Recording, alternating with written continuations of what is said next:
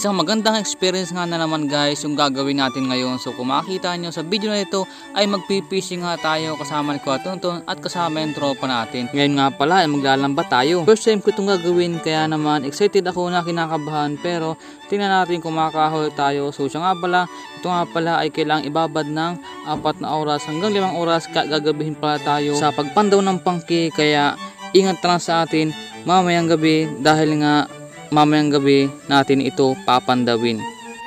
So okay guys, yung lambat na tinulog natin kanina nung maliwanag pa, papandawin na natin. So gabi na, so mag-alas 7 na, pandawin natin yung lambat. So, kasama yung patuntun. Yan. So may lahayag na yung yung saan? Sa gitna. Di-videohan kita.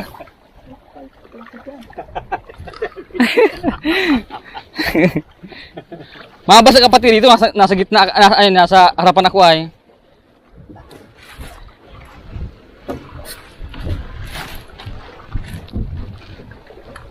Punta tayo ngayon dun sa lambat. Ayan. So itong bangka na gamit natin ngayon, maliit lang. Pangdalawahan lang ito, pero pwede naman yung 3. So first time kong sumama at kasama yung tropa natin, first time din niya na sumama rin sa ganito. Kaya medyo excited na kinakabahan. Kasi nga, ayun guys, lakas ng alon, no? Punta na tayo doon. Tutulungan tayo magkita sa pag yung papandawin na yung pangki. Okay, so ito na yung yung pangki o yung lambat. Ayan o. Saan pala silalim?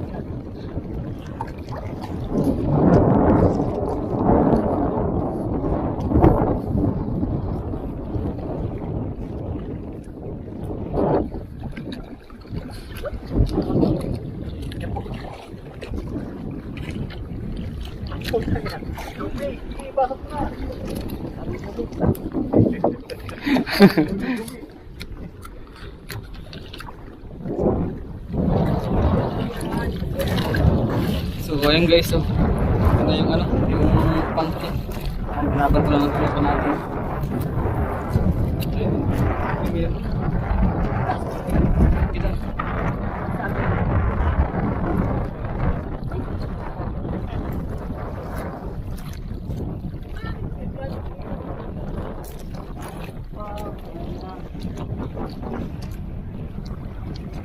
Kakabita na. Ayun. Okay, so malakas yung dagat.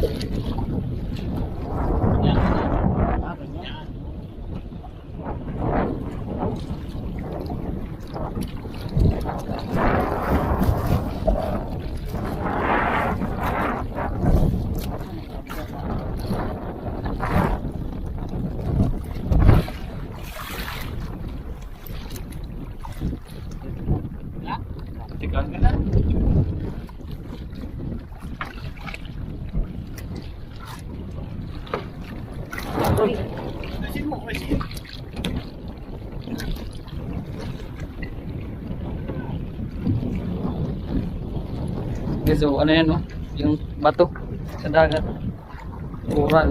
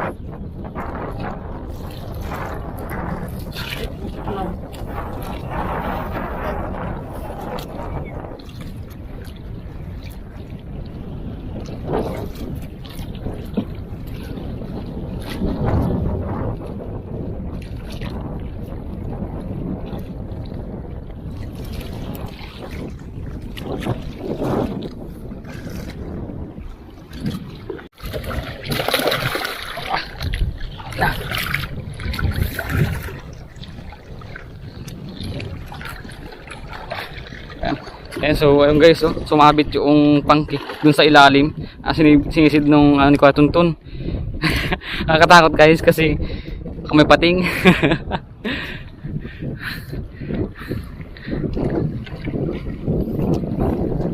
Ayun, tanggal na.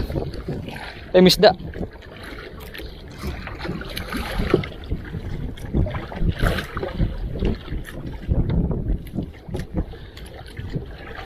Wow. Sige, sige.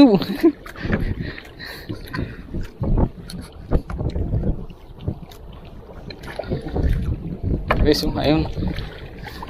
So, yung pinsan ko, yung si Kuya Tuntun, sanay sana yan.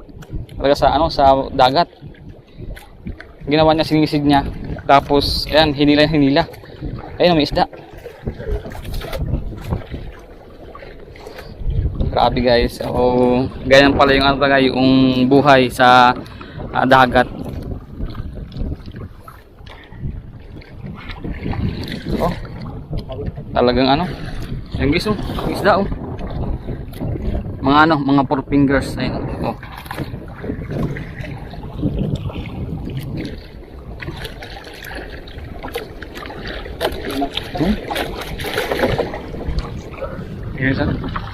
Sanay.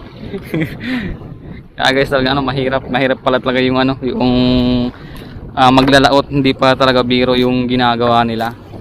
So first time kong makita yung ganito at first time kong ma-experience.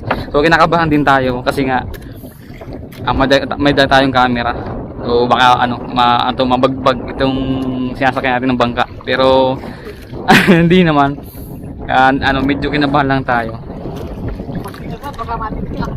Sige. Ay, mag-iso. Oh, dami. Gabi guys. Ayun, tuwan-tuwa yung tropa natin. Ayun, tuwan-tuwa guys yung tropa natin. Ayun. Grabe guys, ang dami daw. Grabe guys. Napakahirap pala talaga. Napakahirap. Ang tropa natin, talagang tuwan-tuwa din yan. Ang hirap pala, ang hirap. Wala akong masabi guys kundi mahirap. Hirap talaga, damot, nagsisisig ka, lamig-lamig. Oo. Guys, kung siya nga pala, baka narinig nyo ngayon, yung sounds ay maingay, gawa ng hangin yan. So nilalapit ko yung bibig ko dun sa mismong, sa mismong camera para marinig ninyo. So sana narinig nyo ako. Dahil mahangin guys. Grabe. Solid. Solid na nakakatakot. Ayun hindi na nakatakot yung tropa natin. Ay kaya hindi na ay, meron pa. Nangis. Hindi naman ang angkit.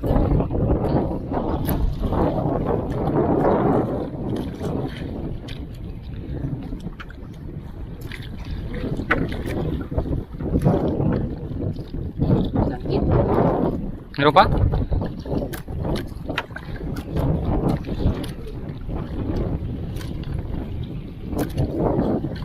Matindi.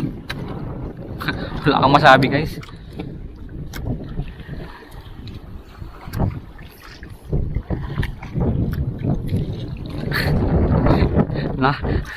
Naging pabigat tayo guys Naging pabigat.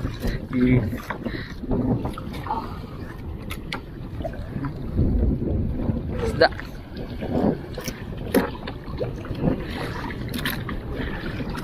So ayan, time check tayo. Hindi kita. 7:22 ng gabi. Ayan guys,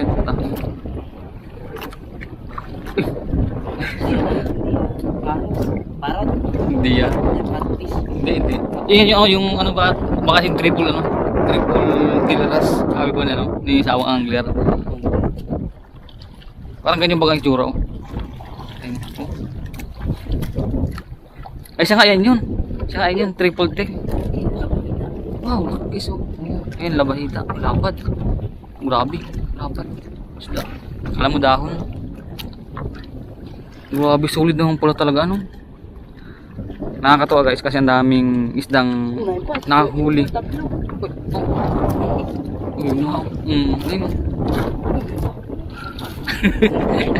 Excited guys, excited talaga. Kahit may nakita na tayong mga isda tuwing may nahuli, nakakatuwa. So ayun nga, nakakatuwa dahil maraming isdang nahuli pero mahirap. Ganun pa talaga yung paglalaot, mahirap. Kung umaga guys, na ibibidyo natin ito, kung hindi nyo nagtatanong, talagang yung yan tubig na yan, talagang grabe ang galaw, grabe ang galaw. So sa camera hindi maggalaw kasi nga maganda yung camera natin.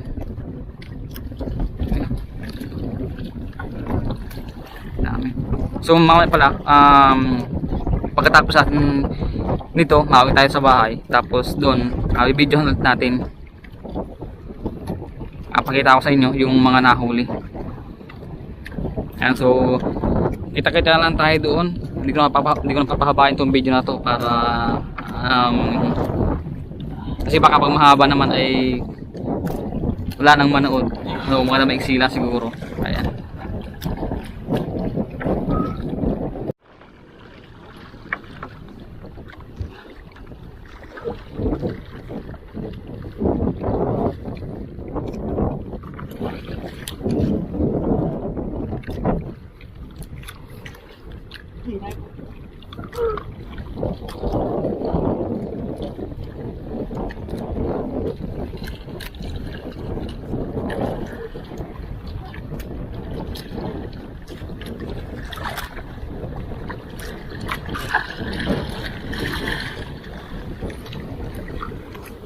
Dito mo.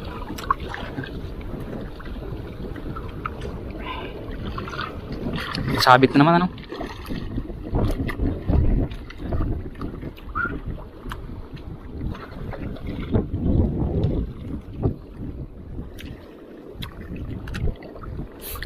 Ano pa masabi mo? Ah.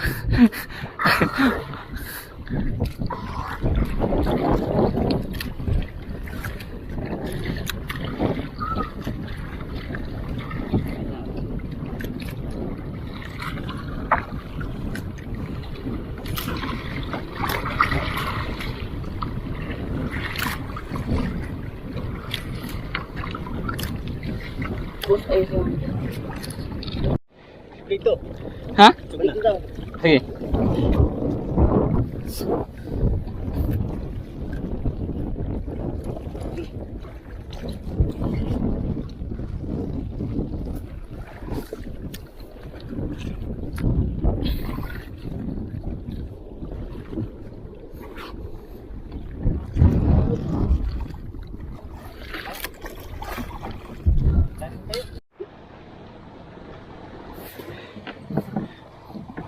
To.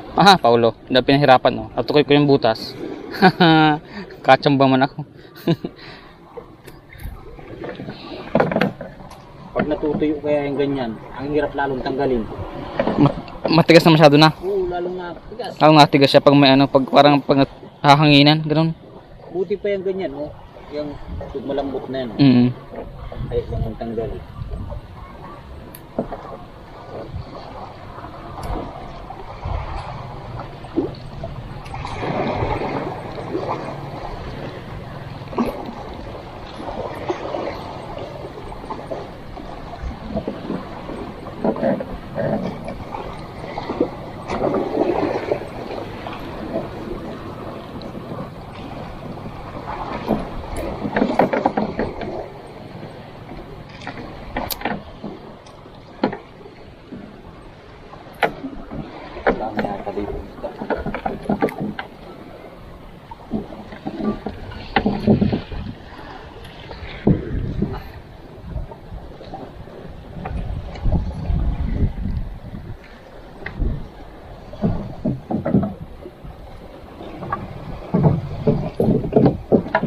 Paulo, siya? Muntik na pa tayo pa ulang lumubog. Kalahati nga daw yung ano, tubig sa bangka. Hindi talaga.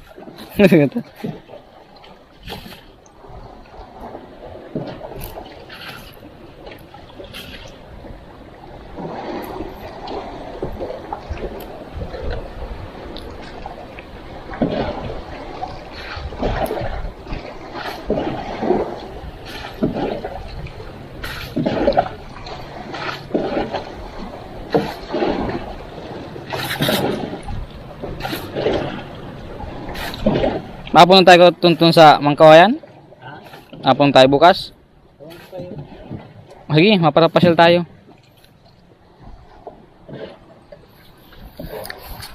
Okay, so yung tropa natin, ayan o. Nagtatanggol pa siya ng isda dun sa lambat. At ito lahat yung nahuli oh. Ang dami guys, ang dami. So iba-ibang klaseng isda yung nahuli. Ayan, may kasag pa oh. Diba? Ano po?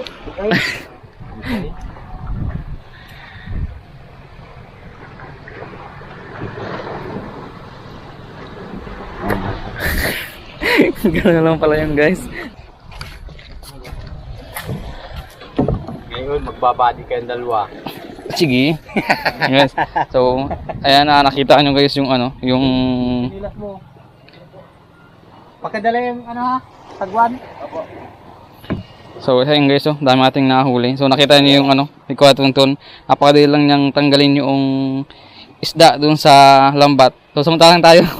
Nahihirapan tayo.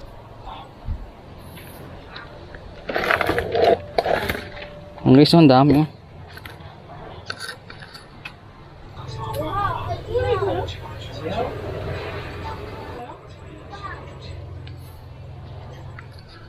Bye guys, ang init. Yung malalaki yan.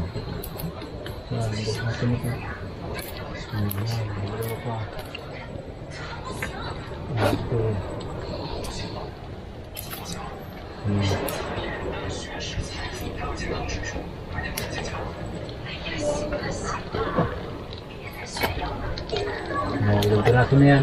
Dami na. At isa pa.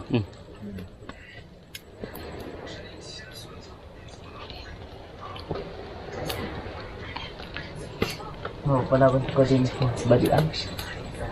Sige. Sa may ano, may magandang kuan. Ayun guys, ang daming ano. Inihaw natin. Isda. Sariwa pa yan.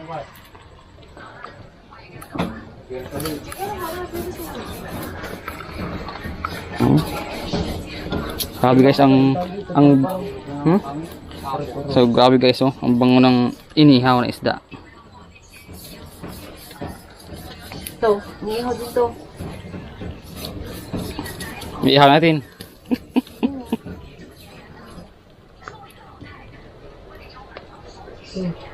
Wala kasi. Mahapon na tayo. Ayun oh, yung ulam natin. Inihaw na isda. Tropa natin oh. Pagod yung tropa natin magkaliskis ng ibang isda. Ayan, kain tayo. At nalambitin. Ay, mali ko talagang maigi ang anak ngayon na Alan. Pag hindi marunong magkarga ay Na ano yun, nabiglang ikot. nabiglang ikot yun. Kung ganyan ang ano, biglaan na lang mapihit yun. Hindi man. Nalambitin na nga. Kunwari pag ang kanyang kamay ay nasa kahoy na ano, yung sa taas na ganyan na yung. Ayan. Yung paa, nakaangat na. Nakalambitin.